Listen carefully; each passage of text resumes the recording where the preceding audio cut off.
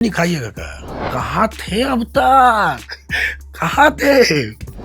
Love letter लिखा है कभी किसी को? हाँ, एक ही इंसान को बहुत सारे? मेरी अलग अलग इंसानों को लिखा है 2-3 बार।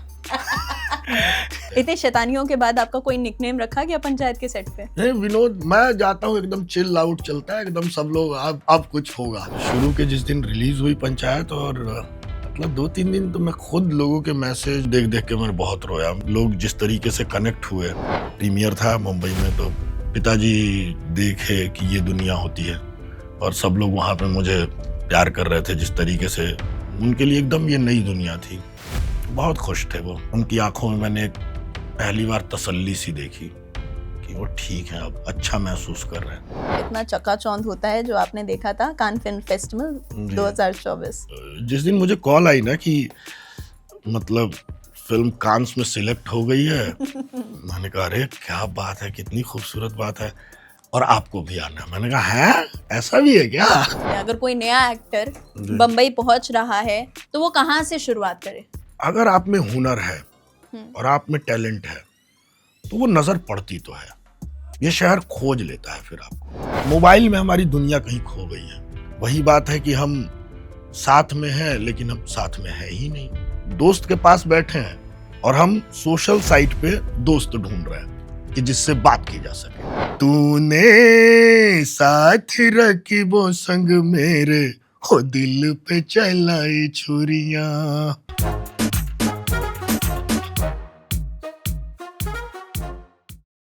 पंचायत के दीवानों के लिए एक नई महफिल तैयार है। हाय, मैं हूं निहारिका, आप देख रहे हैं हाइप बाय निहारिका और आप सबके चहीते अशोक पाठक आज हमारे साथ स्टूडियो में हैं। भाई, आपने पंचायत का सीजन 4 आने के बाद जो उन्हें भर भर के प्यार दिया है वो रहा एक तरफ, लेकिन उसके अलावा भी बहुत सारा कमाल का काम हो रहा है जो आप सबको मालूम होना चाहिए। तो पंचायत के अलावा क्या कुछ चल रहा है जिंदगी में और पंचायत के बाद क्या कुछ हुआ है जिंदगी में, ये सब कुछ आज हम पता कर लेंगे इसी पॉडकास्ट में। सबसे पहले तो वेलकम करते हैं, बहुत बहुत शुक्रिया। जी आपका भी बहुत बहुत शुक्रिया। क्या हालचाल? हाल एकदम बढ़िया है। और ये बताइए, ये जो नया सीजन आया है उसके बाद क्या तहलका मचा जिंदगी में? तहलका तो पता नहीं मुझे कि क्या मचा है, लेकिन हाँ ये है कि इस बार मतलब लोगों का प्यार बहुत ज़्यादा मिल रहा है। मतलब वो ऐसा हो रहा है कि शुरू के जिस दिन रिलीज हुई पंचायत और मतलब 2-3 दिन तो मैं खुद लोगों के मैसेज और जो वीडियोस और जो रील्स जो आ रही हैं वो मैं खुद भी देख देख के मैं बहुत रोया। मतलब मेरी खुद आंखें छलक जा रही थी कि यार इतना प्यार और इतना मतलब लोग जिस तरीके से कनेक्ट हुए उस किरदार के साथ, उस अभिनय के बारे में लोग बात कर रहे हैं, तो मतलब अच्छा लगता है कि आपने कोई काम किया और वो मतलब वो लोगों के दिलों तक पहुंचा। अच्छा, एक बात है आपके कैरेक्टर के बारे में, सीजन 2 से लेके सीजन 4 तक की बात कर लें। एक चीज आप सब लोगों ने नोट की होगी कि अगर हम पंचायत में किसी को मीम किंग कह सकते हैं, जिसने सबसे ज्यादा कंटेंट दिया है बहुत सारे मीमर्स को, वो आप हैं। हाँ। मतलब देख रहा है विनोद से लेकर हम यहीं हगेंगे और अब हम सीजन 4 में आ चुके हैं जहां आपका डांस वायरल हुआ है। जी हाँ, मतलब हाँ मज़ा आता है। हम लोग क्या है, मैं दुर्गेश बाबू, बुल्लू, हम लोगों का ये रहता है कि हम सेट पे भी मस्ती करते रहते हैं। और वो मतलब मेरे सर बोलते थे जो पढ़ाते थे हमको अभिनय, सूर्य मोहन सर मेरे गुरुजी हैं, तो बोलते हैं कि जब तुम्हें करके मज़ा आ रहा है ना, अगर जो चीज़ तुम कर रहे हो अभिनय में या जो लाइनें बोल रहे हो, अगर तुम्हें मज़ा आ रहा है वो वाकई, और वो मज़ा दिल से होना चाहिए, तो वो अगर मजे लेकर तुम कर रहे हो तो वो मजा ऑडियंस तक 110% पहुंचेगा। वो आप उस मजे में आपकी ईमानदारी होनी चाहिए। हम ऐसे ही मतलब मजे मजे मजे में होता है सब काम, तो मजा आता है, तो वो दर्शकों को भी मजा आता है कि इस कुछ ना कुछ सीजन में आपने जितने अपने बारे में वीडियोस, फोटोज और मीम्स देखे, उसमें आपका फेवरेट कौन सा रहा है? डांस वाला तो खैर हुआ, लेकिन सब लोगों ने ना वो लड्डू खिलाने वाली जो वो जो सीन था उसके लिए बहुत लिखा लोगों ने। और मतलब हाँ, वो वाक़ई आँखें नम कर देने वाली चीज़ें थी कि जैसे फ़ेसबुक पे भी बहुत सारे लोगों ने लंबी-लंबी पोस्ट लिखी। एक अभी 2 दिन पहले मैं बंगाल का कोई आर्टिकल था, पता नहीं उसका लिंक तो मुझे नहीं बोला, मुझे किसी और ने भेजा। वो बहुत खूबसूरत लिखा हुआ था पूरे विनोद की जर्नी के बारे में, उस कैरेक्टर के बारे में, कि लड्डू वाले सीन के बारे में, और जहाँ पे जीत होती है और जो उसकी खुशी थी वो आंखों में, तो मतलब मुझे सब अच्छा ही लग रहा है कि मतलब वो जो ऐसा होता है ना कि आपने कोई मेहनत की और वो वाकई साकार हो गई और वो जहाँ तक पहुँचनी चाहिए वो वहाँ तक पहुँची। तो वो जो है। लड्डू वाला सीन आप बोल रहे हैं वो इसलिए भी इम्पोर्टेंट हो जाता है क्योंकि वो इनोसेंस दिखाता है जी, कि क्या हुआ, खा लिया, एक लड्डू ही तो था। जी। हाँ, मतलब इनोसेंस भी था, जैसे अक्षत ने इस बार डायरेक्ट किया तो अक्षत का ये था कि ना आप करो सर, आप ना जो है ये सीन है, ये लिखा हुआ है, अब आप देखो आपको कैसे इसको प्रेज़ेंट करना है, हम्म कैसे करना है, लेकिन हम्म वो मतलब बहुत फेथ करते हैं अक्षत। हम्म तो शायद उस वजह से भी हुआ कि हम्म वो इवन जब वो लड्डू वाला सीन था, सन जा रहा था हमारे पास, मतलब एकदम एक तो बहुत सारा क्राउड है उस सीन में, तो ये हो रहा था कि अब सन जा रहा है और अगर नहीं हो पाया तो फिर दोबारा से सारा इकट्ठा करना और फिर अगले दिन पर जाना। तो हम्म वो प्रोडक्शन की कुछ बातें होती हैं कि शेड्यूल बढ़ेगा चाहे कुछ और, मतलब फिर वो 10 लफड़े थे कि वो सबको फिर इकट्ठा करना, मैनेज करना, फिर वो कंटिन्यूटी। तो वो बहुत आखिरी मोमेंट था और वो यूँ था कि बस आप जाओ और लड्डू खिलाना है और फिर वापस से आपको डांस में शामिल होना है। तो वो बस यूँ ही था कि वही एक पॉइंट था जहाँ पर एक दिन उन्होंने लड्डू पूछा था कि हम्म खाओगे? प्रसाद है। और वो मैं डांस भी कर रहा हूँ, लेकिन वो जो एक खुशी थी, लेकिन उसमें कोई वो लोगों ने भी बोला कि वो पहुँची वो बात आपकी, कि मैं भी वो उस इनोसेंस से ही लेकर गया था कि है ये। हम्म और बस वो एक टेक में ही हुआ, वो एक टेक में हुआ और फिर उसके बाद वो थोड़ा-सा अच्छा बन गया तो अक्षत भाई ने कहा कि यार इसका ले लेते हैं, क्लोज़ भी लगा लेते हैं थोड़ा-सा। फिर इधर से रघुदा का, नीना हम्म मैम का, तो वो हम्म फिर थोड़ा-सा और हमने एक्सटेंड किया। वो सीन अच्छा लगा तो थोड़ा-सा और लालच आया तो फिर थोड़े और उसके शॉट निकाले गए। अच्छा, अब जब शुरुआत की थी विनोद के कैरेक्टर की और यहाँ तक हम लोग आ गए हैं सीजन 4 में, जी। लोगों का प्यार कितना बड़ा है? आपको याद है पहली बार जो जी, टैगिंग्स हो रही होंगी, आपके बारे जी, में लिखा जा रहा होगा? जी। हाँ, मतलब इवन मैं इस बात के लिए अपने आप को बहुत धनी मानता हूँ कि प्यार तो मुझे मिल ही रहा है और वो सेकंड सीजन से मिल रहा है। जिस तरीके से विनोद आता है तब चिनोटिया वो एकदम भोलापन और एकदम उस तरीके से कि किसी ने फूंक मारी तो चढ़ भी गया, तो वो लोगों ने जोड़ लिया उस चरित्र को। और फिर तीसरे सीजन में अलग ही ह्यूमर था कि महत्वाकांक्षाएं बढ़ी हैं थोड़ी विनोद की, अब उसे हम्म राजनीति में मजा आ रहा है हम्म और उसको भी लग रहा है कि मेरे को भी कोई तवज्जो दे रहा है लाइफ हम्म में और हम्म हम करेंगे कुछ।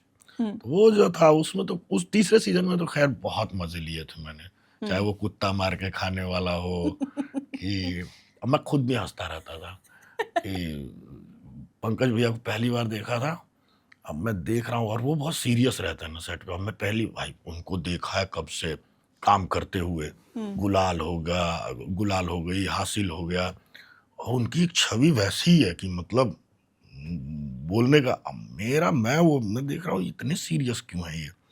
वो आए बैठे और हो रिहर्सल हुई एक बार, मुझे हंसी छूट जाए। तब दीपक भाई डायरेक्ट कर रहे थे तीसरा सीजन। हाँ तो मैं क्या करूं, मेरे को समझ ही नहीं आ रहा यार, और मैं बोलूं और वो कुछ कर रहे वो, अब मेरे को और हंसी छूट जाए। मेरे को उनकी शक्ल देख के हंसी आ रही थी, मुझे डर नहीं लग रहा था, मुझे हंसी आ रही है उनको देख क्यों? के। मतलब मेरी शैतानी चल रही है अंदर दिमाग में। हाँ लाइन इतनी प्यारी वो लिखी हुई है, हम्म आरोप लग जाए तो भाई बीपी बढ़िए ना जाएगा भैया। तो वो बोलता और मैं वो कुछ करते और मेरे को हंसी आ, कम से कम उसके 7-8 रीटेक ओहो हुए।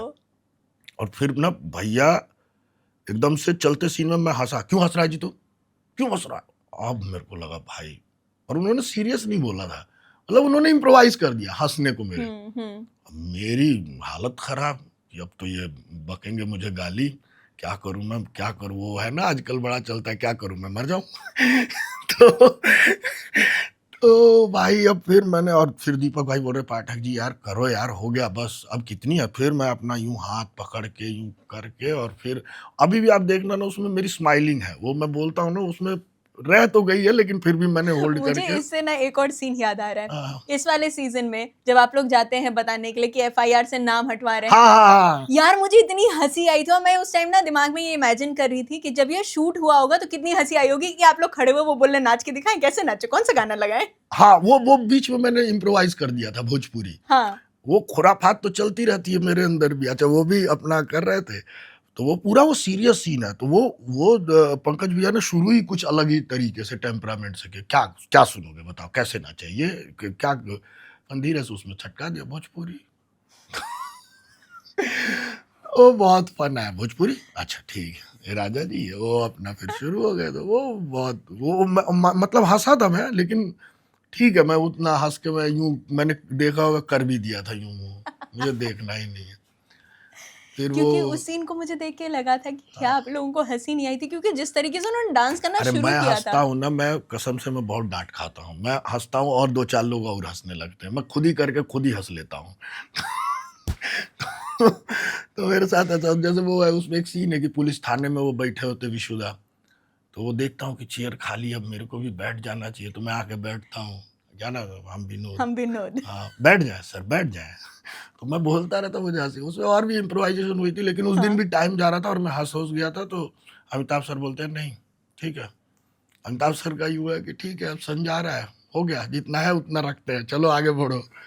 तो वो बड़े मजे आते हैं। इतने शैतानियों के बाद आपका कोई निकनेम रखा गया पंचायत के सेट पे? नहीं विनोद, मैं जाता हूँ एकदम चिल आउट चलता है, एकदम सब लोग अब कुछ होगा, अब कुछ होगा, गैंग आ गई, अब कुछ होगा। मतलब हम लोग जाते हैं, हमारी गैंग जाती है, और वो फिर पूरा एकदम जो सेट है वो पूरा एकदम हंसी और ठहाकों के माहौल में जाता है, और कैसे सीन हो जाता है मैं खुद भी नहीं पता, हो गया चलो भाई ओके। एक और चीज जो पिछले सीजन में भी थी, इस सीजन में भी है, जो आपका एक छोटा सा डायलॉग है, ओ हेलो। हाँ, ए हेलो हम तुमसे ज्यादा गरीब। इस बार में हाँ, वो भी ए हेलो इम्प्रोवाइज किया था मैंने, ए हेलो हमको हल्का में मत लेना। और वो फिर ऐसा सेट हुआ कि इस बार थोड़े और कई जगह मुझे स्पेस मिला, तो मैंने कहा कि आने दो इसको, आने दो, थोड़ा मजा आ रहा है। तो वो भी इम्प्रोवाइज था, जो बड़ा आजकल वो भी लोग उसको काट काट के डाल रहे कि मुंह में क्या भरा है, थूकता खै नहीं था सर। और वो थोड़ा प्लान किया था हमने विशुदा को, विशुदा बोले रुक कुछ करूंगा, मैं कुछ करता हूँ, ठीक है तू ऐसे फुला के रही हो मुंह थोड़ा। तो मतलब यूं ही है, फन है वो बहुत। अच्छा एक बात बताइएगा कि विनोद को अगर प्रधान बना दिया जाए फुलेरा का, जी, तो वो क्या एक बदलाव लेकर आएगा? हाँ बनूं पहले तब देखता हूँ। अभी तो उप प्रधान के लिए लड़ाई होगी ना, तो इसलिए मैं पूछ रही हूँ, प्रधान ही बना दिया जाए सीधे। अभी तो पता नहीं क्या होगा, भगवान जाने, ये तो अब चंदन भाई है, वो करता धरता क्या होगा उस बारे में तो खैर डिटेल। हाँ लेकिन अगर ऐसा है कि प्रधान बना दिया जाए तो क्या करूंगा, जो वही है, जो मुद्दे उठाए जा रहे हैं उन पर काम किया जाएगा, कुछ किया जाएगा। अच्छा एक और मीम बहुत चला है इस बीच की, अगर कोई सही मुद्दे उठाए तो सरकार पलट सकता है। हाँ बहुत लोगों ने बिल्कुल बहुत बोला।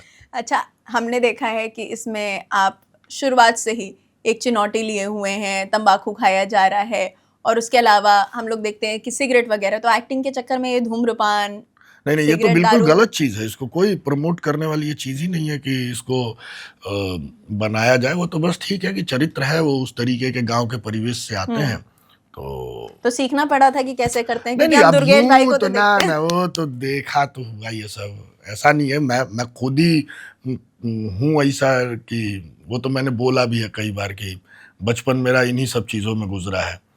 हाँ तो वो तो है, तो और लोग गांव में जैसे आप चले जाइए तो वो नॉर्मल सी बात है कि अपना खैनी रगड़ रहे हैं, खा रहे हैं, तो उसके लिए वो है। एक और सवाल है कि अगर विनोद टिंडर पर या किसी डेटिंग वेबसाइट पर होता तो उसका बायो क्या होता, क्या लिखता वो अपने बारे में?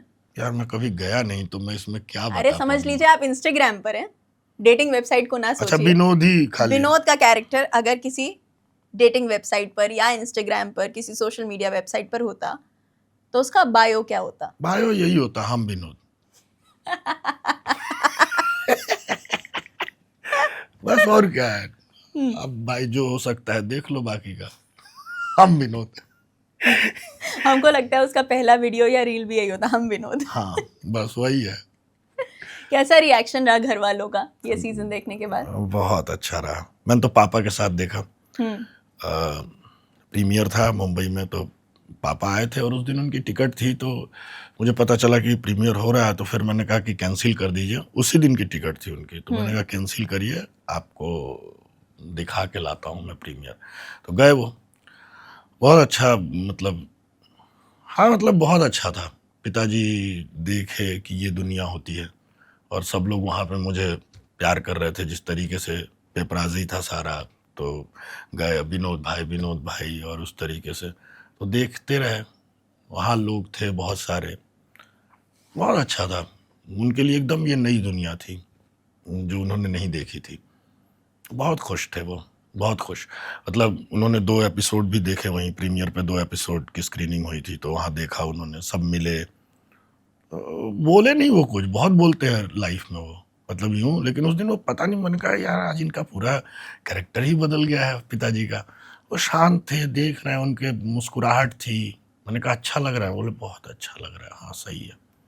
वो बहुत अच्छा था। तो फिर अभी अभी सबने देख लिया है, मम्मी मम्मी सब लोगों ने देखा है। इस बार सबका है। मेरी बहन खुद देख के रोने लग गई थी, रोते रोते मुझे फ़ोन किया। फिर थोड़ी देर बाद चुप हुई, बोली यार भैया तू तू रोया ना, जब रिजल्ट का वो आता है तो सही में हम, मेरे बहन बहनोई साथ ही देख रहे थे, वो बोले हम खुद ही रोने लग गए यार। हम मतलब वो पॉज करके वो लोग रोए हैं, उसके बाद फिर आगे उन्होंने कंटिन्यू किया। बढ़िया। पिताजी ने घर आके कुछ कुछ भी बात नहीं की, बस इतना कि नहीं अच्छा यार, मैंने बहुत सुकून देखा पिताजी के चेहरे पे इस बार। हम्म वो अद्भुत सुकून था। मतलब वो उनका मिल के आना, प्रीमियर देखना, और फिर घर आना, फिर अगले दिन उनको जाना था, हम्म तो वो बहुत सुकून था। पता नहीं, उनकी आंखों में मैंने एक पहली बार तसल्ली सी देखी कि वो ठीक है, अब अच्छा महसूस कर रहे हैं कि सब अच्छा है, और ये बहुत बड़ी खुशी है। पिछली बार जब हमारी बातचीत हो रही थी तो मैंने आपसे पूछा था कि क्या आपने अपने पिताजी को गले लगाया, हाँ। वो मुकम्मल हो पाया या नहीं? नहीं नहीं, वो गले तो नहीं लगाया मैंने, मतलब हाँ, लेकिन वो है ना, वो है, आंखों आंखों में बहुत कुछ है अब। मतलब वही प्रीमियर वाले दिन ही, मतलब वो, मुझे लगता है ना कि भावनाएं इतनी बढ़िया होती है ना कि जरूरी नहीं है कि आप गले लग के ही, मतलब होता है एक एक्सप्रेशन की गले लगने का एक अपना वो होता है कि पावर मिलती है, लेकिन मुझे लगता है बिना गले लगे हुए, बिना वो गर्माहट और वो हग वो महसूस होता है पिताजी के साथ मुझे। तो अभी तक नहीं लगा, फिर कभी लगेगा तो फिर, लेकिन हाँ ठीक है, वो ऐसा ना, उनका बहुत वो रहता है, उनकी आंखों में बहुत सारी चीजें होती है, और जो मुझे देख के ही मुझे सुकून आ जाता है कि वो खुश है। पता नहीं, होगा जब देखा जाएगा, लेकिन हाँ वो हैप्पी है, ये मुझे पता है। मैं खुश हूँ, मेरा भी मन होता है, तो मैं, मतलब वो मेरा बचपन ही वैसे, वो तो अब थोड़ा सा हमारे बीच में थोड़ी सी अब दोस्तियां हो गई हैं, वरना तो ले जूता चप्पल सब खाया ना मैंने। वो अलग ही था उनका टेम्परामेंट की, ये नालायक है, एकदम नालायक है भाई। पढ़ाई के लिए, हर चीज के लिए बहुत मारा है उन्होंने मुझे, लेकिन ठीक है, वो भी मोहब्बत थी कि, ये तो आज लगता है। हाँ तब तो लगता था यार, जब देखो तब उठा के ठोक देते हैं, मतलब कभी मार दिया, कुछ कर दिया, ठीक है, लेकिन अब बड़े हो गए तो अब समझ में आता है कि वो जरूरी था, वो बहुत जरूरी था। मतलब होता है वो, बस वही बात है कि पिता, एक उदय प्रकाश जी की ना कहानी है तिरिच, वो मुझे बहुत पसंद है, मतलब बहुत बहुत, मतलब वो, और वो तिरिच कहानी ऐसी थी कि मेरा पूरा जीवन बदल गया। वरना शायद मैं इस फील्ड में ही नहीं आता। हमारे कॉलेज में फर्स्ट ईयर का टाइम था, और अपना ये ऑडिशन चल रहे थे। किस चीज में? ग्रेजुएशन के टाइम? ग्रेजुएशन के टाइम में, किस चीज फर्स्ट में ईयर में ग्रेजुएशन किया था आपने? मैंने आर्ट से किया था, अच्छा। इकोनॉमिक्स और ज्योग्राफी। लेकिन वो कभी इकोनॉमिक्स पता नहीं मैंने क्यों ली थी, भगवान जाने, आज तक मैं गणित नहीं समझ पाता हूँ, और डेबिट क्रेडिट तो कुछ नहीं, मतलब कहाँ मेरे से? पास +1 +2 में तो अकाउंट ही थी। हाँ। कितना 40% लेकर पास हुआ था मैं बस खाली। तो वहीं 7 रोड हिसार, और हिसार के जाट कॉलेज से ग्रेजुएशन हुई। वो कहानी है ना, वो तिरिच उदय प्रकाश जी की कहानी है, तो वो अजीत राय जी आए थे, उन्होंने वो कहानी का ना वाचन किया, और वो पहला मोमेंट था मेरे लिए कि ये अद्भुत चीज है, वो किताब मतलब तब वो दिन था, 2002 की बात है, वो दिन था और आज का दिन है। उस किताब ने ही मेरा पूरा जीवन बदल गया। उसमें पिता और पुत्र की कहानी है वो तिरिच, कि एक पिता एक आदमी है जिसको पूरा शहर कैसे निगल जाता है एक गांव के आदमी को, और मतलब अब उस पे तो बहुत सारी लेयर्स पे बात करेंगे तो वो कहानी अद्भुत है। और पुत्र के पॉइंट ऑफ व्यू से वो पूरी कहानी कि पिताजी ऐसे रहे होंगे, पिताजी यहाँ गए होंगे। मैं आज भी मतलब मैं अभी कई बार उठा के उसके पन्ने पढ़ लूँ ना तो यूं हो जाता है कि मेरा गला कांपने लगता है। वो पिता पुत्र का इतना प्यारा रिलेशन है, और वो जो कहा गया है, बस वो उसने जिंदगी बदल, तो वो ये सब चीजें मतलब पिता को लेकर मेरा भी वही है कि यार जिंदगी भर उन्होंने मेहनत की, सब कुछ किया। क्या मेरे पिताजी ने तो मजदूरी, फिर फायरमैन, फिर कोयला झोंकना, फिर बॉयलर अटेंडेंट, पता नहीं कितनी एक लंबी यात्रा रही है उनकी। तो वो और शायद उनकी एक इमोशन है मेरे अंदर कि वो उनकी यात्राएं ही थी जिसकी वजह से मैं आज यहाँ हूँ। वो इमोशन ना मेरा गया नहीं उनके प्रति, वो चाहे कितना मार ले पीट ले, और फिर एहसास भी होता था कि ठीक है यार मेरे लिए ही कर रहे हैं ना, मैं ही तो बिगड़ा हूं ना, मैं ही तो अपनी बदमाशियों से बाज नहीं आ रहा हूं। वो लेकिन वही था कि वो एक हिडन जो उनका इमोशन था ना, उसने ही शायद मुझे बचा लिया, वरना मैं तो कहीं भटक ही गया होता जीवन में। तो वो सब चीजें तो हैं। ऐसी एक कहानी जिसमें आपने काम किया है, गुलेर के फूल। गूलर के फूल। गूलर जी के फूल। जी। मुझे लगता है वो भी एक कहानी है जो आपने देखी वो फिल्म? मैंने देखी वो फिल्म, जी जो बहुत ज्यादा इलाबोरेटली शूट नहीं हुई है, एक जी। ही जगह पर बैठे हुए, जी और जब तक आखिरी में आप लोग उठकर नहीं जाते समझ में नहीं आता है क्या हुआ। जी। हाँ, वो फिल्म मेरा ही जूनियर है अरुण मित्र, उसने बनाई है वो फिल्म, और वो 2 साल से उसके लिए था कि मुझे दादा बनानी है, ये फिल्म बनानी है और आपको लेकर बनानी है, और संजय मिश्रा जी है उसमें। तो उसका शुरू से था कि आप दोनों को लेकर ही करना है, और मुझे स्क्रिप्ट बहुत अच्छी थी। तो मिश्रा जी की फिर डेट वेट मिली, और ये हुआ कि एक दिन था हमारे पास कि इतना, और 18 मिनट की फिल्म है, लेकिन वो इतनी खूबसूरत लिखी हुई फिल्म है। मिश्रा जी ने भी डेट दे दी भैया ने, तो ये हुआ, और वो फिल्म हमने 4 घंटे में शूट की है, मात्र 4 घंटे। वो अपनी तैयारी वारी करके गया था, और वो यूं भी नहीं था कि पढ़ा वढ़ा भी नहीं था हमने, बस यूं था कि बैठे, और भैया के साथ मेरा पहला ऐसा था कि यार वो खुद भी इतने बहुत दिग्गज अभिनेता हैं यार, इतने सरल।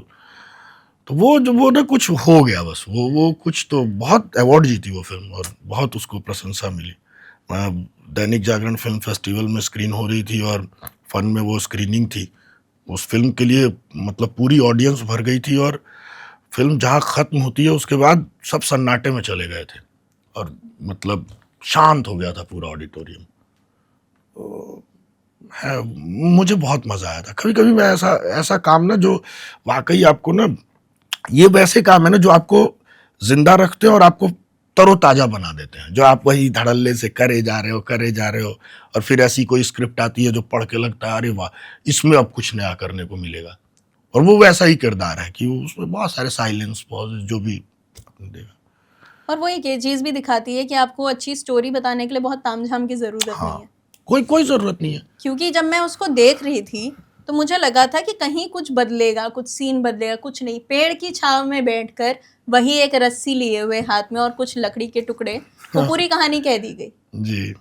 सिर्फ आखिरी में जब आप उठ के जाते हो तब मुझे लगता है ओके, अब आपको सेंस आता है कि इतनी देर से जो बातें चल रही थी उसका मतलब क्या है। बिल्कुल बिल्कुल।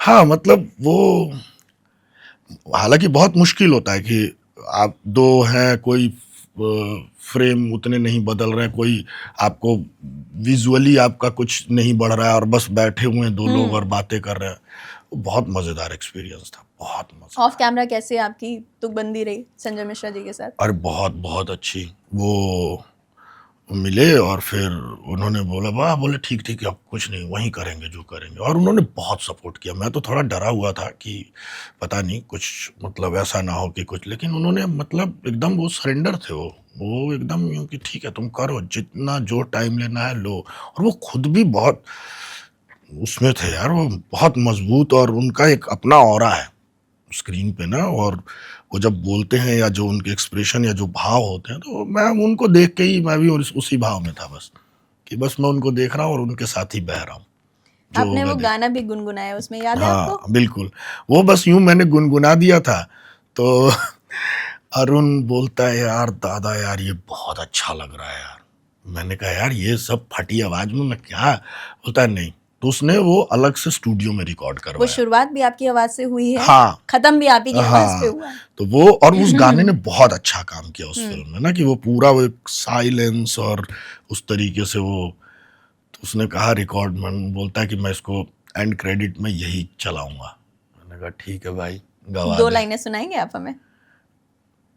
हम्म, कौनो ठगवा नगरिया लूटल हो, कौनो ठगवा नगरिया लूटल हो, कौनो ठगवा नगरिया चंदन काठ के बनल खटोला, चंदन काठ के बनल खटोला चहुदिशी भम भम, चहुदिशी भम भम उठल हो, कौनो ठगवा नगरिया लूटल हो, कौनो ठगवा नगरिया।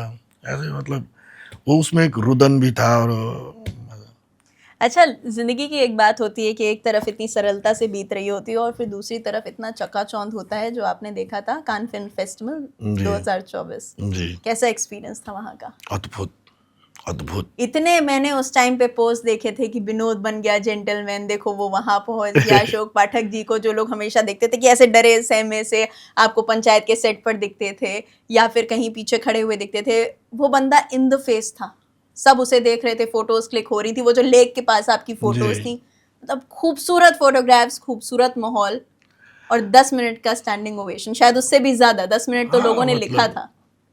हाँ मतलब जिस दिन मुझे कॉल आई ना कि मतलब फिल्म कांस में सिलेक्ट हो गई है, मैंने कहा अरे क्या बात है, कितनी खूबसूरत बात है, और आपको भी आना है। मैंने कहा है ऐसा भी है क्या? अरे मतलब वो तो यूं था कि ऐसे किया था, ऐसे किया था। हाँ हाँ, मैं मुझे लगा कि मतलब क्या ये सत्य है, मतलब मुझे क्यों बुलाएंगे भाई, मैं क्या करूंगा, मतलब मेरे को क्यों बुला रहे हैं, मतलब ऐसा बुलाएंगे क्या मुझे, मतलब यही था। फिर मेल वेल आया, फिर वो सारी चीजें हुई, क्योंकि राधिका जी उस टाइम पे थाईलैंड में शूट कर रही थी, तो ये था कि भाई पहुंचना तो है ही, तो वो नहीं तो इधर से था कि भाई दोनों लोगों के लिए था कि आना, लेकिन वो तो ये था कि भाई आना ही आना है। तो वो जो था ना, और वो मेरे लिए बिल्कुल वो वाकई मतलब सुनते ही थे यार, कान फिल्म फेस्टिवल वहाँ ऐसा होता है, एक तरीके से देखा जाए तो वो मक्का मदीना ही है, पूजा स्थल ही है, तीर्थ स्थान है आर्टिस्टों का, फिल्म की दुनिया का। तो मैं पहुंच गया, तब भी मुझे थोड़ा यकीन नहीं हो रहा था मैं कान से आ गया हूँ क्या, अच्छा कान आ गया हूँ मैं। तो वो बहुत अद्भुत एक्सपीरियंस, और वो कमाल की जगह है, कमाल, मतलब दुनिया भर के फिल्म मेकर वहाँ आते हैं, उनकी फिल्में और वो सारी चीज़ें, वो एक जो माहौल होता है सिनेमा का, आप अलग अलग तरीके का सिनेमा देखते हैं। और फिर सबसे बड़ी खुशी की बात है कि यार हमारी फिल्म भी वहाँ दिखाई जा रही है, और वो दुनिया के इतने बेहतरीन लोग वो आपकी फिल्म देख रहे हैं। तो मतलब इत्तेफाक तो बहुत हुए हैं मेरी ज़िंदगी में, और ये सब कैसे हो जाता है ना, मुझे खुद समझ, जब हो जाता है तब लगता है अच्छा ये भी हो गया, ये तो मैंने सोचा ही नहीं था। तो यही है। बताइए इस फिल्म के बारे में। हाँ, ये फिल्म बहुत, नाम से शुरू करते हैं। सिस्टर मिडनाइट नाम है, करण कांधारी डायरेक्टर हैं इसके, उन्होंने ही लिखी भी है फिल्म, सवेरे कैमरामैन है, कमाल, मतलब स्क्रिप्ट में मेरे साथ तो ये बहुत अलग सी बात हुई, मतलब थोड़ा सा मैं उसको बताता हूँ कि मेरे को कॉल आई कि ऐसी ऐसी फिल्म है, और ना मेरे को स्क्रिप्ट भेजी प्रशांत ने, दिलीप शंकर जी हैं जो कास्टिंग की उन्होंने, और प्रशांत उनके एसोसिएट हैं, तो उन्होंने मुझे स्क्रिप्ट भेजी कि ये स्क्रिप्ट है, इसको पढ़ लो और पढ़ने के बाद ना फिर बात करते हैं स्क्रिप्ट पे कि क्या समझ में आया क्या नहीं आया। तो मैंने कहा स्क्रिप्ट भेज दी, ऑडिशन लिया नहीं, स्क्रिप्ट। मैंने कहा अच्छा ये तो कुछ अलग ही प्रोसेस लग रहा है मुझे। तो बोले भाई ये मतलब लीड है, और तब तक ये नहीं था कि राधिका जी, कोई कुछ ओपन नहीं था कुछ भी, उमा और गोपाल की कहानी है। अब मैं स्क्रिप्ट देख रहा हूँ तो बाप रे बाप, वो तो अंग्रेजी अलग ही लेवल की अंग्रेजी में थी वो पूरी स्क्रिप्ट। मैं डिक्शनरी ले लेके समझ रहा हूँ कि क्या क्या समझूं मैं इसमें, क्या पढ़ लूं, मेरे तो आ ही नहीं रहा समझ में। वो खतरनाक वाली अंग्रेजी थी भाई। मेरे एक मित्र हैं, एफटीआई के दोस्त हैं, मैंने उनको कॉल किया कि भाई थोड़ी मदद करो यार दोस्त, ये अंग्रेजी मुझे नहीं आ रही है समझ में, है ना। तो उनके पास गया, उनके साथ बैठ के स्क्रिप्ट पढ़ी मैंने, फिर उन्होंने थोड़ा थोड़ा, अच्छा वो भी बोलते यार ये तो कुछ अलग ही टाइप की अंग्रेजी है यार, ये तो सरल नहीं है भाई, ये कठिन है। तो कई बार उनको भी देखना पड़ता था कि अच्छा। मैंने कहा ये मैं करूँगा कैसे, क्या करूँगा मैं, मेरे को पहले तो स्क्रिप्ट पढ़ने में ही प्रॉब्लम हो रही है। फिर भी कुल मिला के स्क्रिप्ट पढ़ी गई और जो मैंने अपना सोचा, और फिर फाइनली ये हुआ कि करण मिलने वाले थे। वो हालांकि वो लंदन में ही रहते हैं, वो यहीं आके, तो करण भाई मिले। अब उनकी और खतरनाक वाली अंग्रेजी, पूरा एकदम ब्रिटिश वाला उनका अंग्रेजी थी। हाँ। मैंने कहा कुछ हो तो नहीं पाएगा मेरा, लेकिन देखते हैं। तो दिलीप सर थे, वो बहुत ना, मतलब बहुत उन्होंने मुझे सपोर्ट किया कि घबराओ मत, मैं हूं ना, हो जाएगा, सब होगा। बैठे फिर बातचीत शुरू हुई स्क्रिप्ट को लेकर।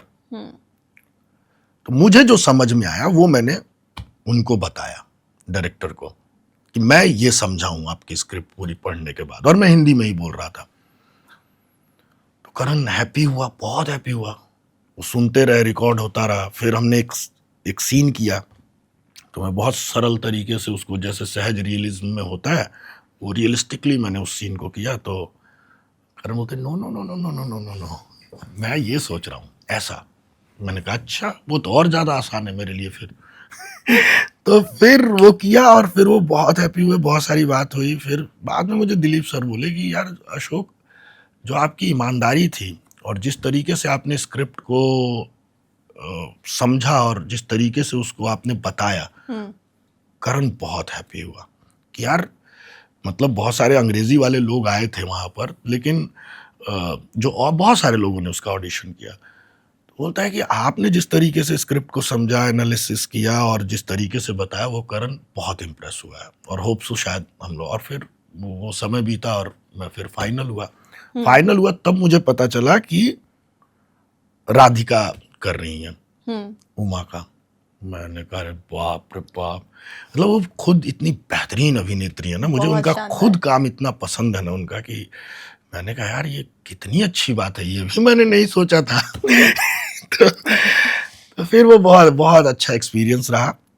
फिल्म वो जो है वो, तो बहुत सारे लोग, जैसे अभी रिलीज हुई थी तो बहुत सारे लोग ना, जैसे मैं गया था सिनेमा हॉल में, तो बहुत 2-4 लोग भी मिले कि फिल्म तो बहुत अच्छी है, लेकिन ना समझ नहीं आई, मतलब कैसे क्या है। तो वही बात है कि वो फिल्म एब्सर्ड भी नहीं कहेंगे, एब्सर्ड लाइक हमारी जिंदगी भी तो एब्सर्ड हो गई है ना। कितनी एब्सर्ड हो गई है कि हम कैसे बताएं कि मोबाइल में हमारी दुनिया कहीं खो गई है। हम, वही बात है कि हम साथ में हैं लेकिन हम साथ में हैं ही नहीं। हम दोस्त के पास बैठे हैं और हम सोशल साइट पे दोस्त ढूंढ रहे हैं कि जिससे बात की जा सके या जिसको सुना जा सके। तो उस स्क्रिप्ट का भी लब्बू लुबा, और रिलेशनशिप, मैन वुमेन रिलेशनशिप के ऊपर वो फिल्म कहती है कि आजकल की जिंदगी में आदमी बहुत अकेला पड़ गया है। मुझे लगता है अब बहुत ज्यादा अकेलापन है। आपके पास इतनी सारी सुविधाएं हो गई है ना कि आप और अकेले पड़ गए हो, जीवन में कोई है ही नहीं। और धीरे धीरे क्या हो रहा है कि उस अकेलेपन से आपको इतनी मोहब्बत हो जा रही है कि आप किसी के साथ रहना ही नहीं चाहते। आजकल अधिकतर सुनते हैं कि ये रिलेशनशिप 1 साल चला, 1.5 साल चला, टूट गया। मतलब यूं हो गया ना कि रिलेशनशिप मतलब ठीक है, कभी भी कोई भी उठेगा बदल देगा, और चाहे हो ही नहीं पा रहा हम क्योंकि हमारे अंदर पेशेंस खत्म हो रहा है किसी चीज को ना। जैसे अब हमें पहले फिल्म थी, फिर अब आजकल हम 2 मिनट की और 30 सेकंड की रील देख के ज्यादा खुश हैं। इससे बेहतर कि हम कोई चीज सुन लें या कोई एक लंबी फिल्म। तो आप देखिए ना, हर आदमी, आप ट्रेन में चले जाइए, बस में चले जाइए, हर आदमी बस खाली रील स्क्रॉल कर रहा है और वही उसका एंटरटेनमेंट बनता जा रहा है। तो वो कैसे पेशेंस रख के और एक लंबी बातचीत करेगा, या सोचेगा कि यार ये क्या चाहता है, इसकी आंखें क्या बोल रही है, सामने वाला पार्टनर मुझसे क्या चाहता है। हमने फील करना बंद कर दिया है।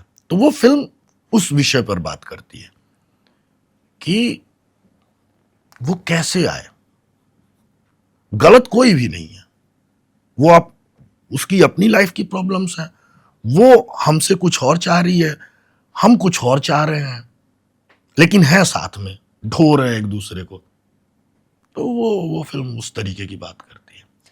अच्छा, इस फिल्म में कुछ इंटीमेट सीन्स भी दिखाए गए हैं। हाँ, उनको शूट कैसे किया जाता है? क्योंकि हम लोग तो स्क्रीन पर उसको आम तौर से जैसे एक के बाद दूसरा सीन आया वैसे देख लिया, लेकिन एज एन एक्टर आप लोगों को क्या क्या प्रेपरेशन करनी पड़ती है? क्या उसके लिए कोई अलग डायरेक्टर होता है जी। या अलग एनवायरनमेंट क्रिएट किया जाता है? जी। कैसे शूट होते हैं इंटीमेट सीन्स?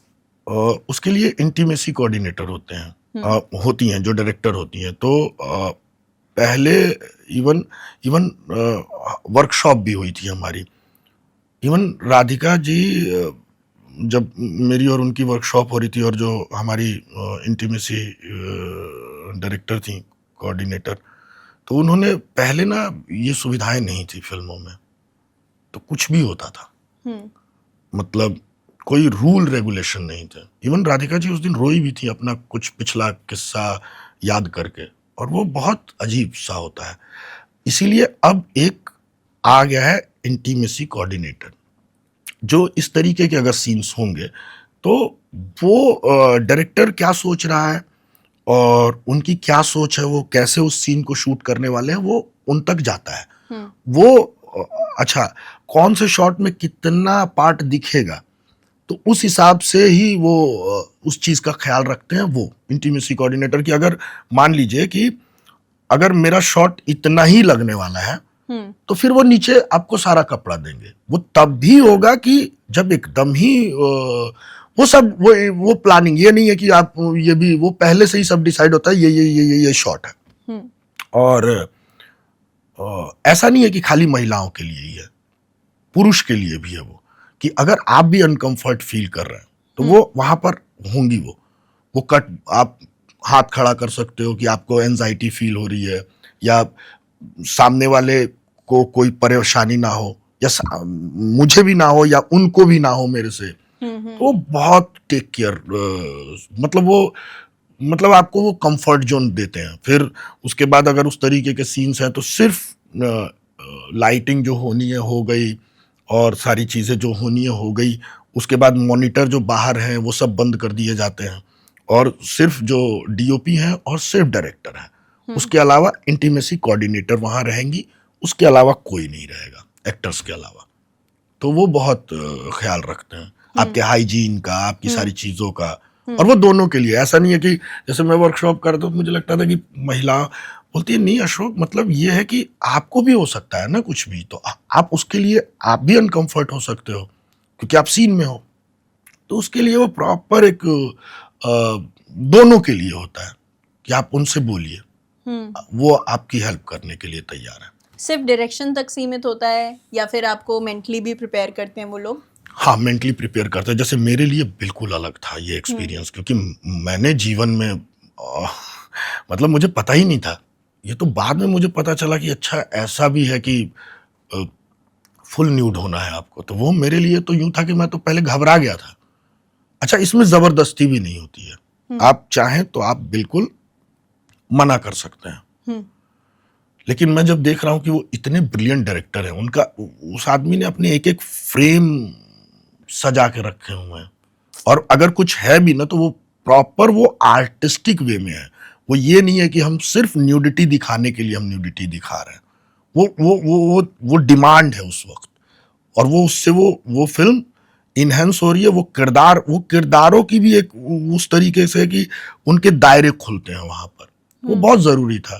तो मैंने कहा हाँ। और फिर जब इंटीमेसी कोऑर्डिनेटर से हम लोग मिले, वर्कशॉप हुई, 2 दिन हम लोग मिले, और फिर उन कंफर्ट जोन में जाने के लिए कि हाँ बातचीत और सब चीज़ें बहुत खुल के बात हुई, तो वो फिर उसके बाद थोड़ा आसान हो गया, वो सब चीज़ें आसान हो गई। ठीक है। अच्छा, इतना सारा काम, इतने सारे ऑडिशंस आपने दिए होंगे, आज तक का आपका बेस्ट ऑडिशन एक्सपीरियंस क्या रहा है और सबसे खराब ऑडिशन एक्सपीरियंस क्या रहा है? हालांकि खराब ऑडिशन मैंने दिए ही नहीं है, क्योंकि मैं या तो ऑडिशन करता ही नहीं हूँ, लेकिन मैं खराब नहीं करता हूँ। खराब से मेरा मतलब है कि सामने वाले ने कुछ आपको ऐसा बोला ऑडिशन के बाद जो आपको बुरा लगा, शुरुआती दिनों में या कभी भी आपने ऑडिशन दिए हो, और अच्छा एक्सपीरियंस भी बताया। नहीं, इसमें मैं बहुत लकी अरे हूँ। वाह। मैं मतलब ऐसा है कि मैंने ऑडिशन जब भी दिया होगा, जहां भी, चाहे शुरुआती दौर में भी, बेशक उस प्रोजेक्ट में मेरा ना हुआ होगा, लेकिन उस कास्टिंग डायरेक्टर ने मुझे याद रखा, उसने अगले से अगले प्रोजेक्ट के लिए बुलाया, यार तू बहुत अच्छा एक्टर है, वाह। तू बहुत अच्छा एक्टर है। तो ये क्योंकि शायद बहुत सारे एक्टर्स ये बात बताते हैं कि कई बार कास्टिंग डायरेक्टर ऐसी बात कह देते हैं जो दिल पर चोट कर जाती है और एज एन एक्टर आपको तोड़ती है, यार इतना भी खराब क्या कर दिया था मैंने। वो डिपेंड करता है, लेकिन मेरे साथ नहीं हुआ तो मैं उसके विषय में कुछ नहीं कह सकता। लेकिन मेरे साथ तो ये हुआ कि इस शहर में जब मैं मुंबई आया, तो मुझे तो लगता है मेरा कोई लिंक नहीं, कुछ नहीं, और जो ऑडिशन दिया और उससे मेरा जो कास्टिंग से रिलेशन बना, कि उन्होंने मुझे आप प्रमोट किया यार, कास्टिंग वालों ने। एक तो ऑडिशन किया था मैंने, और उस प्रोजेक्ट में नहीं हुआ मेरा, लेकिन वो भाई जो थे उन्होंने दूसरे कास्टिंग वाले को फोन करके बोला कि यार अशोक को ट्राई कर, तू अपने वाले प्रोजेक्ट में, वो बहुत अच्छा एक्टर है, उसका ऑडिशन ले तू भाई। बस ऐसे बहुत सारे लोग हैं, बहुत सारे नाम है कास्टिंग में इस तरीके के। तो वो मेरे लिए बहुत अच्छी बात हुई।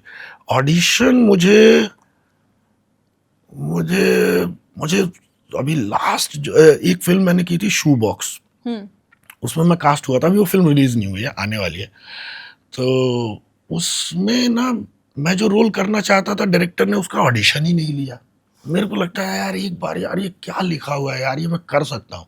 अच्छा, उनका डायरेक्टर का ये था कि वो थोड़ा सा बॉडी वाइज कुछ और देख रहे थे। तो मेरे को, अब मेरा उन्होंने ऑडिशन देखा, मैंने उसमें मेन लीड के लिए ही किया था ऑडिशन, लेकिन उसकी उम्र छोटी थी, तो वो भी नहीं हो पाया मेरा। और उसमें कास्टिंग हमारे सनी डागर है करके वो कर रहे थे। तो मैंने बोला यार सनी यार चल उसमें, तो अब चलो नहीं हूँ एज यार, लेकिन ये कमलेश वाला यार एक बार ऑडिशन तो ले यार मेरा। बोलता यार फराज भाई ना कुछ तो और देख रहे हैं, थोड़ा सा यार बॉडी वॉडी चाहिए ना, क्योंकि वो थोड़ा दबंग नेता बनता है और थोड़ा उसका वो रुतबा है। ठीक है, लेकिन फराज इम्प्रेस बहुत थे मेरे से। तो मिले, फराज ने बोला यार मेरे को समझ में नहीं आ रहा मैं क्या करूं, लेकिन मुझे आप ना अपनी फिल्म में चाहिए। तो उन्होंने बोला मैं एक रोल डेवलप करूंगा, जो बहुत बड़ी बात है। हाँ, रोल डेवलप करूंगा और वो करेंगे, मैं आपको छोड़ नहीं सकता अपनी फिल्म में। मैंने कहा यार सामने से एक डायरेक्टर इतनी इज्जत दे रहा है, तो मैंने कहा ठीक है फराज भाई मैं करूंगा, कोई दिक्कत नहीं है। कट टू, और ऑडिशन जो करने वाले थे उन्होंने नहीं किया, उनकी कुछ डेट वेट फंस गई, लगभग फाइनल भी हो गया था वो कैरेक्टर कमलेश कौन कर रहा है।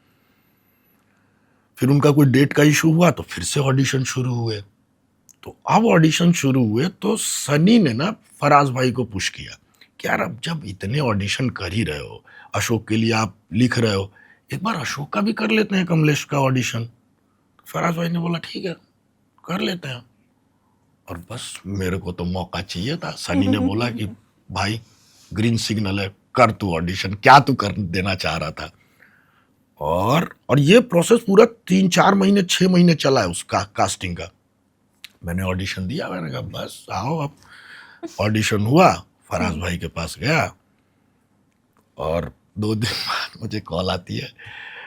फराज भाई के मुझे आज भी वो लफ्ज याद है कि यार अशोक थोड़ा सा ना बजट का इशू हो रहा है, तो हम ना, अच्छा उस रोल के लिए मेरे पैसे वैसे की बात हो गई, सब हो गया। तो बोल रहे यार ये वाला रोल ना भी नहीं करते हैं करके, और फिर कभी करते हैं काम। मैं नहीं, फिर नहीं, मतलब हो नहीं पा रहा। तो मैं उनको सांत्वना दे रहा हूँ, अरे फराज भाई कोई बात नहीं, बोले हाँ वो रोल ना हो नहीं पा रहा है, मैं कैसे फिट करूं उसको, क्या करूं। मैंने कहा अरे फराज भाई कोई बात नहीं है, आपने इतनी इज्जत दी, इतना मान दिया, प्यार दिया, यही बहुत है मेरे लिए, तो कोई नहीं हम आगे करते हैं। बोलते नहीं नहीं नहीं नहीं नहीं, बात आप समझे नहीं, वो रोल नहीं कर रहे हो, आप कमलेश कर रहे हो। मैंने कहा अरे, बोलते हैं कि बोले यार बताओ आप यही थे, मैं ढूंढ ढूंढ के थक गया, और बोले यही है मेरा कमलेश। मैंने कहा तो इस तरीके से वो ऑन हुआ। और एक जो मुझे सबसे ज्यादा मजा आया वो त्रिभुवन मिश्रा सी टॉपर के लिए। उसमें भी ये हुआ कि मुझे कास्टिंग से आया लप्पू के लिए उसमें, कि वो करना है। तो मैंने बोला कि क्या है भाई, तो बोला यार, मैंने कहा कि क्या है ये, कितना बड़ा रोल है। बोलता यार 5वें में जाके ना वो हो जाएगा ये। मैंने कहा यार, और ये दूसरा है जो ढैंचा, बोला यार ये तो अगले सीजन तक भी जाएगा। मैंने कहा यार तो उसके लिए ले लो यार ऑडिशन, दीपक भाई थे। तो बोलते नहीं यार लप्पू के लिए ही आया, ढैंचा के लिए ना कुछ तो थोड़ा सा अलग देख रहे हैं हम, थोड़ा सा उसका कैरेक्टर ब्रीफ अलग है। मैंने कहा यार इसकी लाइनें मुझे ज्यादा सही लग रही हैं यार, ये तो मैं कर ही दूंगा लप्पू, कभी ऐसा भी तो लाओ ना कि वो सेकंड सीजन तक जाए, या मेरे को कब कब कब आएगा वो दिन कि जब मुझे थोड़ा मिलेगा कि मैं कुछ तो कर पाऊं। बोलता यार लप्पू का ही दो ना अशोक भाई। मैंने कहा ठीक है। फिर वो मैंने लप्पू का दिया, वो दिया, ऑडिशन गया होगा पुनीत भाई के पास, अमृत भाई के पास, इन लोगों ने देखा होगा, और 2 दिन बाद मुझे कॉल आती है, अरे अशोक भाई सुनो यार उनको ऑडिशन बड़ा अच्छा लगा, अब वो आपसे ना ढैंचा का ऑडिशन मंगवा रहे हैं। मैंने कहा क्या बात कर, बोला हाँ यार उनको तो आपका ऑडिशन देखा, और बोलते खुद ही अपने आप पुनीत भाई बोले और अमृत भाई कि यार इनका ना ढैंचा के लिए टेस्ट करो। मैंने कहा अरे बस बस दो दो दो अभी करता हूँ मैं तो तैयारी बैठा था, और वो आया ढैंचा का। वो ना कुछ तो ना मुझे लाइनें अट्रैक्ट करती हैं कि ये लाइनें हैं, और परफॉर्म करने में, और वो पूरा एक वो उसका वो उस वाले सीन का ऑडिशन था जो मैं मेले में जाता हूँ और वो गुब्बारे वाले को मारता हूँ, एक अलग डिलेमा चल रहा है मेरी लाइफ का, और वो हुआ, और उसके बाद बस ढैंचा और फाइनल। बहुत बड़ी बात थी कि इतने सारे कैरेक्टर थे उस सीरीज में, और आपको नोटिस किया गया, अप्रिशिएट किया गया, लोगों को वो कैरेक्टर याद रहा। यार ढैंचा के लिए मुझे बहुत बहुत, अभी भी लोग मुझे बोलते हैं कि विनोद तो खैर देखा, लेकिन जिसने त्रिभुवन देखा, वो मेरे को तो कई ऐसे मैसेज आए कि यार हम इमेजिन ही नहीं कर सकते कि जो आप विनोद हो, वो ढैंचा बिल्कुल अलग है। वो लगता ही नहीं है कि ये दोनों एक ही एक्टर द्वारा निभाए गए रोल है। मैंने कहा ऐसा ही हूं मैं। मुझे मौके तो मिले। तो अब ऐसा कौन सा मौका है जिसकी तलाश में है आप?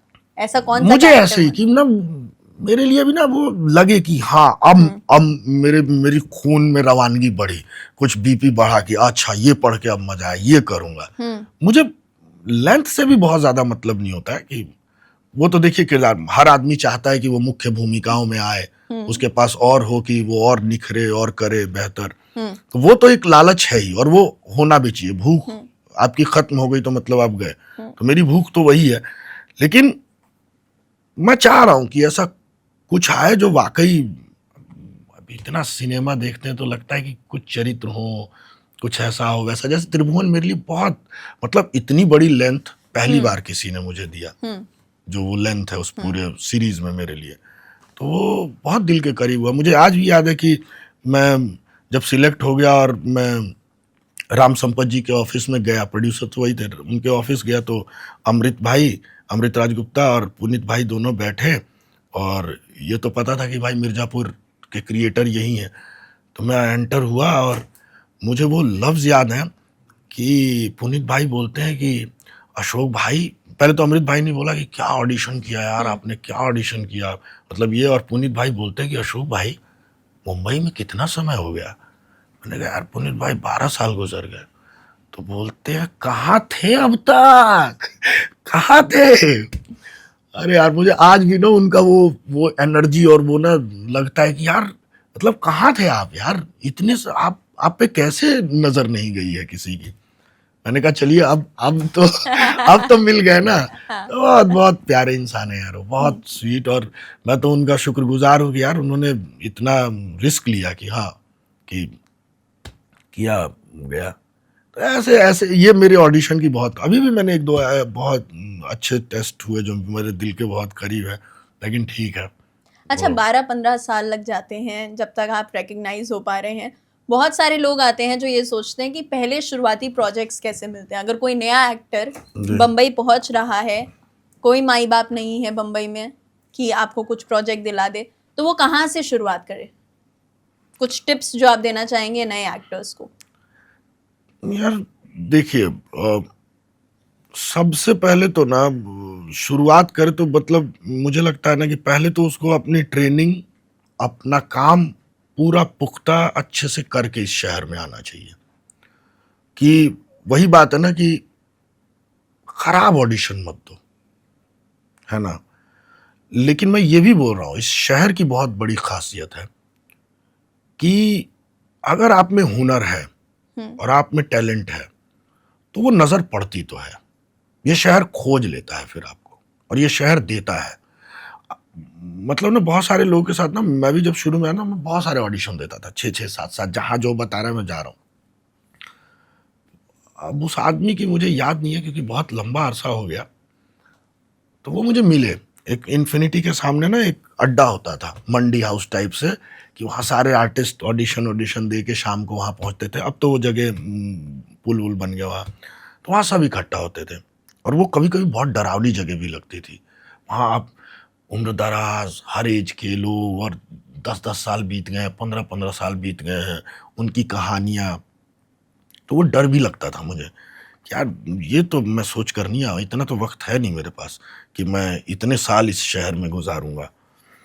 तो वहाँ तो उसमें से कई होते थे एक्टर, तो हम लोग ना तब ऐसा भी नहीं होता था कि आपका पर्सनल ऑडिशन हो रहा है। जैसे एडवर्ट में फिट नॉट फिट, फिट हो गए तो बैठो भाई, अब ऐसा रूम है तो आप भी ऑडिशन दे रहे हो और 4 और खड़े हैं आपके बाद ऑडिशन देने, तो वो आपका ऑडिशन भी देख रहे हैं। तो ऐसा बहुत होता था। तो वहां पे ना एक आदमी, मुझे याद नहीं है वो अभी कौन थे, लेकिन मुझे उनकी कही हुई बातें याद है।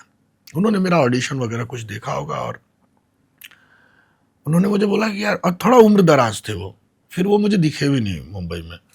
तो उन्होंने मुझे बोला कि यार तुम ना बहुत अच्छे एक्टर हो। मैंने कहा शुक्रिया। तो बोलते लेकिन मैं तुम्हें देखता हूँ तुम हर जगह जाते हो। मैं भी जाता हूँ भाई, मैं जाता हूँ, मैं भी देता हूँ ऑडिशन, लेकिन तुमको एक बात बोलता हूँ।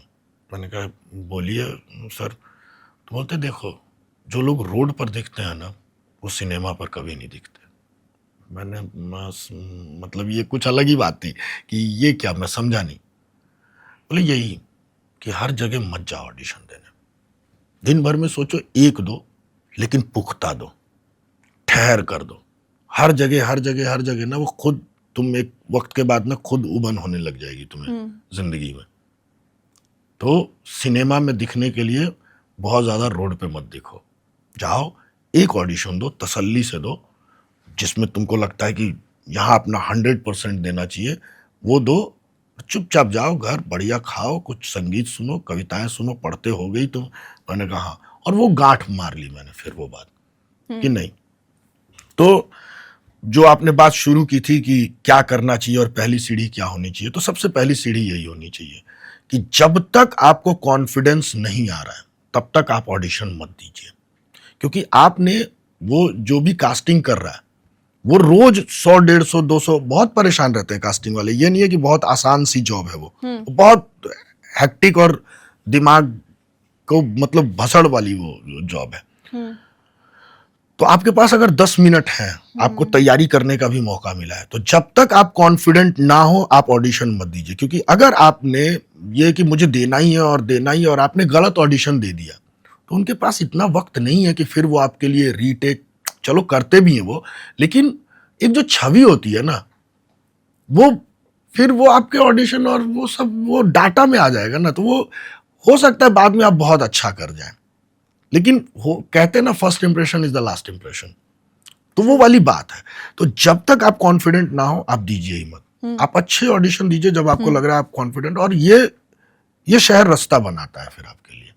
और आप अच्छा देंगे, सामने वाला अगर इंप्रेस होता है तो वो अपने डाटा में ऐसी जगह आपका वीडियो रखेगा कि अगर उस प्रोजेक्ट में नहीं भी हुआ तो वो आगे, ऐसा होता है गुड एक्टर्स, ये एक्टर्स, वो हर डाटा होता है जो लोग कास्टिंग कर रहे हैं, और उनको समझ में आ जाता है अच्छा ये है, इसके अंदर कोई बात तो है, ठीक है रखो, और वो बुलाते हैं। तो रिलेशन यूं ही बनते हैं इस शहर में।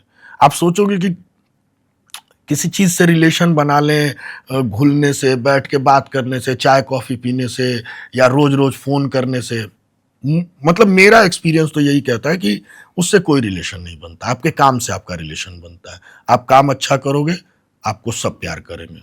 मुझे या मतलब मैं बहुत कास्टिंग डायरेक्टर्स को मैं फोन नहीं करता हूँ, लेकिन मैं उनकी इज्जत करता हूँ। तो वो मेरे जब काम होता है वो खुद ही बुलाते हैं, क्योंकि वो एक रिलेशन बहुत अच्छा रिलेशन है, प्रोफेशनल। तो मेरी आंखों में भी उनके लिए उतनी ही इज्जत है। और वो लोग भी, मुझे ऐसा नहीं है कि मैं अब उनको फोन करूं, hi sir, good morning sir, ये सर, वो उससे कुछ नहीं होगा। जब आपकी जरूरत होगी और आप में अंदर अगर वो पोटेंशियल है तो वो खुद बुलाएंगे। उनका जॉब है वो ढूंढना, करना, या जो भी, मैं कास्टिंग की बात कर रहा हूँ, डायरेक्टर हो चाहे कोई भी हो, वो आपका इंप्रेशन तो बहुत मायने रखता है। और बाकी दो टिप्स यही है कि पेशेंस रखना है इस शहर में, वो नहीं हिलना चाहिए, और आर्टिस्ट के अंदर वो पेशेंस तो होना चाहिए। इंतजार तो है इस शहर में, ये शहर इंतजार तो करवाता है। तो उस इंतजार के लिए अगर आप तैयार हैं तो फिर इस शहर में आइए। और तीसरा यही है कि बस घबराना नहीं है। मतलब हो सकते हैं ऐसे हालात हो आपको, लेकिन अगर आपको अपने क्राफ्ट पे भरोसा है, आपको अपने काम पे भरोसा है, तो वो खाली समय ना, मुझे लगता है कि आपको अच्छा सिनेमा देखना चाहिए, आपको अच्छी किताबें पढ़नी चाहिए, आपको अच्छा संगीत सुनना चाहिए, आपको दोस्तों से मिलना चाहिए। मतलब अकेला नहीं रहना है।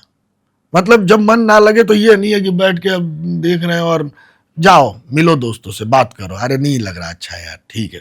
मतलब मैं तो ऐसा ही करता हूँ कि नहीं मन लग रहा है तो मैं उठूंगा, मुझे चाहिए कोई बात करने वाला तो मैं जाऊंगा, मैं बात करूंगा। जब एकांत चाहिए तो एकांत वो तो अलग ही होता है कि वो ये मेरा मी टाइम है या ये मुझे अपने लिए चाहिए। लेकिन मोस्ट ऑफ द टाइम जितना हो सकता है ना कि बोल के आदमी बहुत हल्का महसूस करता है, तो वो करते रहना चाहिए अभिनेताओं को। अच्छा, हर दिन तो ऐसा नहीं होता या हर महीना ऐसा नहीं होता जब काम होता है लोगों के पास, और शुरुआती दौर में तो ऐसे दिन ज्यादा होते होंगे। नहीं, अभी भी ऐसे ही दिन ज्यादा होते हैं। अभिनेताओं की जिंदगी का सबसे बड़ा तो यही है कि काम है तो आप 10 दिन शूट कर रहे हो, फिर पता चला 6 महीना कोई शूट ही नहीं है, आप बैठे हो। तो वो जो 6 महीना इंसान अपने आप को मोटिवेटेड कैसे रखता है? क्योंकि जब काम होता है तब तो चलो बढ़िया है, बिजी हैं, दिन झट करके निकल जाते हैं, समय का मालूम नहीं पड़ता। लेकिन वो जो बीच का 6 महीना, 4 महीना, 8 महीना होता है, जब आप इंतज़ार में होते हैं कि कहीं से कॉल आ जाए, जो ऑडिशन दिया है वो सक्सेसफुल हो जाए, तो उस दौरान अपने आप को मोटिवेटेड कैसे रखते हैं? जैसे मेरा जो अपना तरीका है, जैसे मेरे पास ऐसा ही था, अभी भी मैं बहुत ज्यादा काम नहीं करता हूँ कि मतलब मेरे को अच्छा लगता है, मन से निकलता है तो फिर मैं करता हूँ। तो जैसे कि मैंने जो किया कि मैं 2012 में मैं अपने उस खाली समय को ना अपने आप को तराशने पे लगाता हूँ सबसे ज्यादा। जैसे सिनेमा का दौर बदल रहा है, अब पूरी एक्टिंग स्टाइल बदलते जा रही है, अब बहुत सारी चीजें सहज सरलता सबको अच्छी लगती है। तो मेरा मोस्ट ऑफ द टाइम यही गया है कि मैं अपना बैठा हूँ, मैंने कोई अच्छी सी फिल्म देख ली, तो फिर मैं सोच रहा हूँ मैं अगर इसको करता तो मैं कैसे करता, है ना। अगर ये रोल मुझे करना होता। हाल ही में किस फिल्म को देख के ऐसा लगा? अभी मुझे वो फिल्म बहुत अच्छी लगी, मलयालम की मियां जगन, बहुत प्यारी फिल्म लगी मुझे। हाँ यार, बहुत प्यारी फिल्म बनाई है वो, मैंने वो फिल्म देखी। तो अब देखिए कितनी सरल फिल्म है वो। 2 लोग हैं, बैठे हैं, बातें कर रहे हैं, रात गुजर गई। तो वो जो मजा है ना, वो अद्भुत है। तो वो मैंने यही किया कि मैं ऐसा भी किया कि मैंने कैमरा लगा दिया, मोबाइल ऑन कर दिया और मैं कुछ कर रहा हूँ, यूं ही बैठा हूँ, मैं अपने आप को ही ऑब्जर्व कर रहा हूँ कि मेरे बॉडी पोस्चर क्या है, जेस्चर क्या है, मैं कैसे कर रहा हूँ। चाहे इस अभिनेता ने ये किया होगा तो ये क्या क्या रहा होगा यार। इतनी मैंने सरलता और सहजता बहुत ज्यादा पकड़ने की कोशिश की यार, कि हाउ टू बी रिलैक्स। तो वो मेरा यूं है कि नहीं आया तो ठीक है, मैं घबराया नहीं। लेकिन हाँ, मैं इस चीज की तैयारी जरूर कर रहा था कि अगर वो मौका आएगा तो फिर वो करना पड़ेगा और वो कर देना है, उसमें चूक नहीं होनी चाहिए। मतलब अगर जंग का ऐलान हुआ तो आपके हथियारों में धार होनी चाहिए। ये नहीं है कि वो फिस निकल जाए। तो अगर आपको एक मौका मिले तो फिर उसके लिए आप, वो तैयारी मैंने की है कि अब आएगा तो फिर मतलब जिस महीने आपके पास काम नहीं है उस महीने आप काम की तैयारी करें कि जब काम आए तो फोड़ के काम करना है, बढ़िया काम करना है। बिल्कुल यही रहा है मेरा। लव लेटर लिखा है कभी किसी को? हाँ, लिखा है बहुत बार। एक ही इंसान को बहुत सारे? नहीं, अलग अलग इंसानों को लिखा है 2-3 बार। ये तो नहीं है कंटेंट एक ही था लिख देते थे? नहीं नहीं नहीं नहीं, प्रिय के बाद नाम बदलता ना था? ना ना ना, कंटेंट एक तरीके का नहीं था। मतलब हाँ, दो लोगों को लिखा होगा मैंने। हाँ, मतलब प्रेम, और दोस्तों के लिए भी प्रेम पत्र लिया मैं। मतलब यूं तो एक्सपर्ट आदमी हूँ मैं, तो मैं वो लिखता भी था। कितना जरूरी है प्यार आपके हिसाब से? बहुत जरूरी है, तो बहुत जरूरी है। प्यार आदमी को बहुत मजबूत बनाता है जीवन में, बहुत मजबूत। मतलब, और मुझे लगता है कि प्रेम करना मतलब कमाल है। मतलब मुझे तो बहुत ताकत दी है कभी प्रेम ने। हुआ है वैसा शिद्दत बहुत। वाला, पागलपन वाला प्यार मेरे को कि देखने के लिए घर के सामने से गुजर रहे हाँ, हैं, हाँ, मार्केट में खड़े हैं कि अपनी मम्मी के साथ निकलेंगी? बिल्कुल बिल्कुल बिल्कुल किया है। और मुझे तो लगता है कि प्रेम ने बहुत ताकतवर भी बनाया मुझे, बहुत ताकतवर बनाया। तो वैसे हुआ मुझे बहुत बार है प्रेम। ऐसा नहीं है कि मैं यूं बोल दूं कि एक ही बार हुआ है और वो बहुत जहरीला हो गया, ऐसा नहीं है। हुआ है, उम्र के अलग अलग पड़ाव पे कई बार मोहब्बत हुई है मुझे। और वो मतलब हाँ, मतलब जेन्युइन मोहब्बतें थी वो। मतलब कई, इसमें एक दो तो एक तरफा भी थी, लेकिन जो दो तरफा रही हैं तो वो मतलब हाँ, वो बहुत प्यारे रिश्ते रहे हैं मेरे। उन्होंने बहुत मजबूत बनाया मुझे, बहुत कुछ सीखा है, या बहुत कुछ मतलब जिंदगी जीना आ जाता है आपको प्रेम जब आप करते हैं। आप कविताएं पढ़ने, आप कविताएं लिखने लगते हैं। कविताएं लिखता था मैं तो। हाँ, मतलब प्रेम आपको बहुत कुछ देता है। अभी बात करते हुए जहन में चेहरा आ रहा है? हाँ हाँ, बहुत सारे चेहरे आ रहे हैं। बहुत जूते पड़ेंगे मुझे, लेकिन ठीक है, ठीक है। नहीं, हाँ मतलब देखिए, आप किसी से मोहब्बत करते हैं ना, तो वो होता है कि वो बेशक वक्त बीत जाए, साल गुजर जाए, कुछ हो जाए, लेकिन कुछ चीजें रहती हैं जो वो आपके हमेशा दिल में रहती हैं। और मैं ऐसा इंसान हूं ना कि मतलब मैं अच्छी यादों को बहुत सहेज के रखता हूँ। वो हमेशा मेरे रहती हैं आसपास, वो अच्छी यादें। आज भी उनसे बात होती है लोगों से? मुझे लग रहा है ये टॉपिक थोड़ा ज्यादा लंबा हो रहा है। पंचायत के बाद आई एम श्योर आपके पास, और इतनी आपकी मूवीज आई, इतने शोज आए, उसके बाद आपके पास एटलीस्ट अच्छा काम कर रहे हो अशोक, ऐसे मैसेज तो आए बहुत होंगे? बहुत बहुत, हाँ आते हैं, है ना? मतलब हाँ आए, अच्छा काम कर रहे हो अशोक, आए। क्योंकि इतना ही फॉर्मल होकर इंसान लिखेगा अच्छा काम कर रहे हो अशोक। हाँ, है। आज जब आप पीछे मुड़कर अगर आपको मौका मिले 20-25 साल के उस अशोक से कुछ कहने का, जिसको आप ग्रो होते हुए देख रहे थे, पिताजी से डांट खाते हुए देख रहे थे, स्ट्रगल करते हुए देख रहे थे, now if you look back और आपको अपना ही छोटा वर्जन दिखे, तो उससे आप क्या कहना चाहेंगे? मैं 23-24 साल बोला ना, मैं बोलूंगा बहुत सही कर रहे हो दोस्त, ऐसे ही आगे करे जाओ। क्या बात है। सोशल मीडिया पर आपके लिए कुछ सवाल आए हैं जी। अगर पूरी सब्जी सिवई के अलावा विनोद को प्रधान जी चिल्ड बियर दे देते तो क्या वो पार्टी पलट देता? नहीं, पार्टी से एक दूसरी पार्टी में? ना ना ना। सीजन 5 में उप प्रधान कौन बनेगा? क्या बगावत करेंगे विनोद? अभी सीजन 5 का कुछ भी आइडिया नहीं है कि उसके बारे में, ना कोई अपडेट है और ना ही उसके बारे में अभी कुछ भी नहीं कहा जा सकता। सब आ रहा है सीजन 5? ये भी अभी नहीं, अभी हमें कोई कंफर्मेशन नहीं है किसी भी चीज की। ओके। जी। जब विनोद के लिए आपको रिकॉग्नाइज किया जाता है तो आप थैंकफुल फील करते हैं, आपको लगता है यार अब बस हो गया, मैं और भी तो काम कर रहा हूँ, वो भी देखो? हाँ, लगता है, क्योंकि मतलब मैं उसके लिए तो थैंकफुल हूँ ही, विनोद के लिए, कि वो भी एक किरदार है। लेकिन हाँ, मुझे लगता है कि मतलब ये एक अभिनेता एक ही किरदार करेगा तो कब तक करेगा? मुझे अलग अलग किरदार तो चाहिए। मेरी भूख, वही बोल रहा हूँ कि भूख बहुत बड़ी है मेरी, तो वो तो मुझे करते रहना सीजन है। 4 में जितना आपने डांस किया है उसकी कभी प्रैक्टिस की थी या वो इम्प्रॉम्प्टू निकल के आया था? नहीं, कोई प्रैक्टिस वैक्टिस नहीं है, वो तो एकदम बारात ऐसे में ही। बुलाएंगे तो वैसे ही नाच के दिखाएंगे हाँ, आप। अरे मैं बहुत नाचता हूँ, तो कभी मैं, ऐसे किसी के बारात में घुस के नाचे हैं? हाँ, बारात में नाचा हूँ मैं। और दूसरी बात की, अभी भी कई बार मैं, मेरे बैचमेट या ऐसे बहुत जिगरी वाले दोस्त, तो हम लोग म्यूजिक चला के ऐसे नाचते पागलों की तरह, मौज आती है। मैं मतलब रियल लाइफ में भी ऐसा कभी कभी होता है ना, कि महीने 2 महीने ऐसे लगा दिया संगीत और नाच रहे, पूरा एक्सरसाइज हो रही है।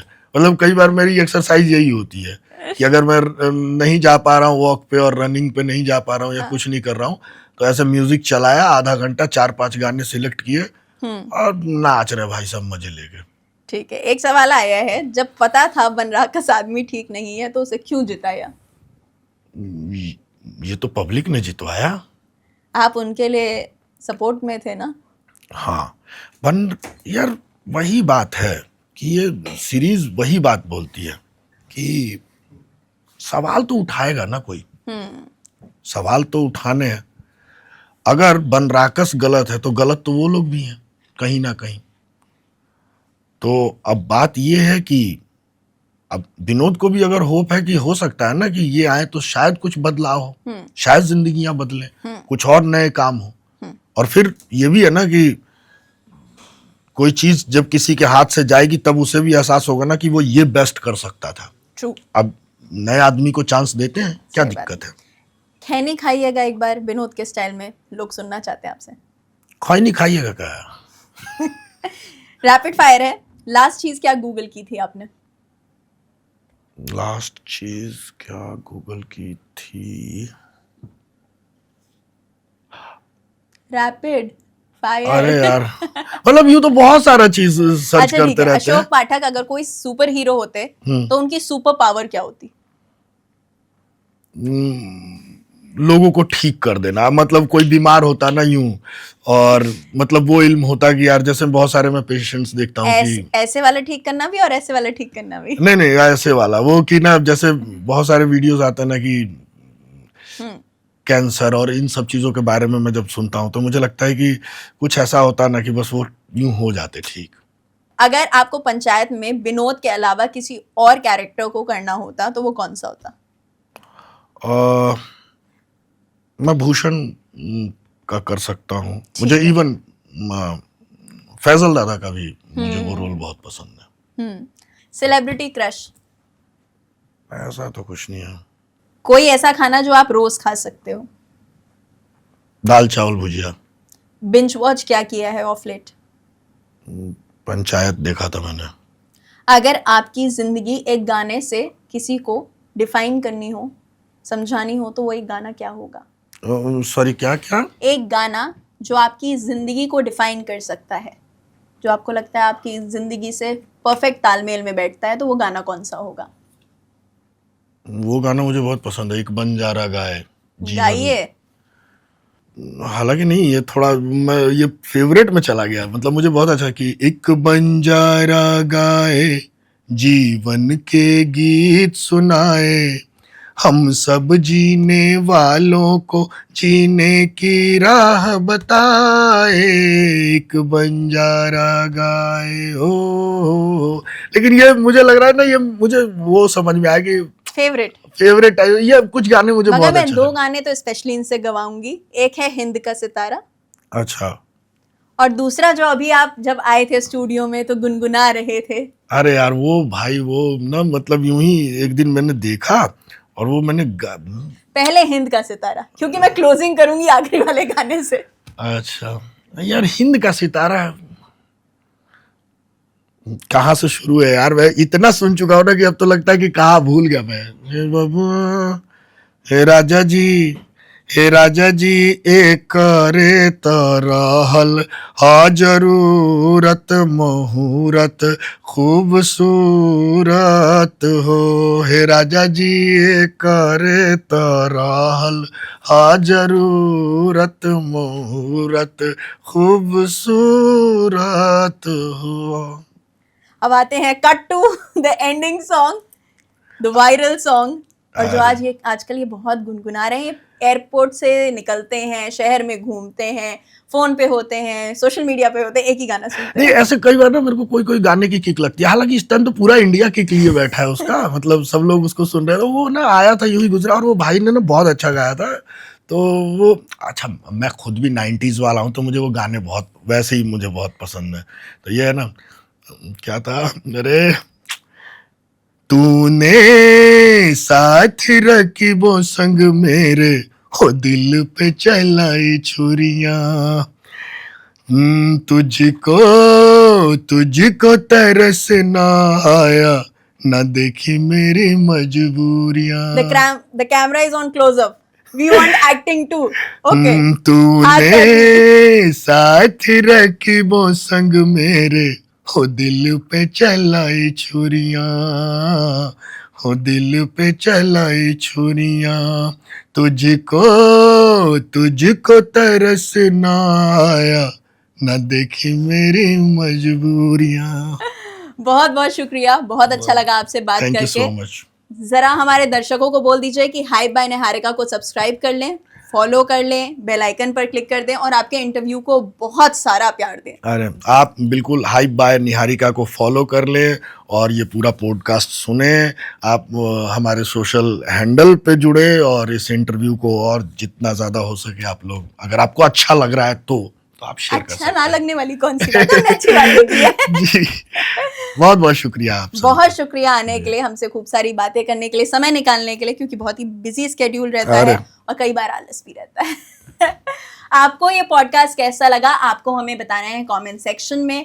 आपको विनोद का कैरेक्टर पसंद है, इनके बाकी सारे कैरेक्टर पसंद है, आपने इस इंटरव्यू से क्या क्या सीखा, इनके बारे में क्या क्या जाना और क्या कुछ पसंद आया, सब कुछ कमेंट सेक्शन में लिख दो। इस इंटरव्यू का बेस्ट पार्ट लिख दो, और जो 3 गाने इन्होंने यहाँ पर गुनगुनाए हैं उनमें से कौन सा गाना आपको सबसे बढ़िया लगा है ये भी कमेंट्स में बताते जाना। और हाइप बाय निहारिका को सारे सोशल मीडिया प्लेटफॉर्म्स पर फॉलो कर लेना। आज के लिए बस इतना ही, सी यू सून, बाय।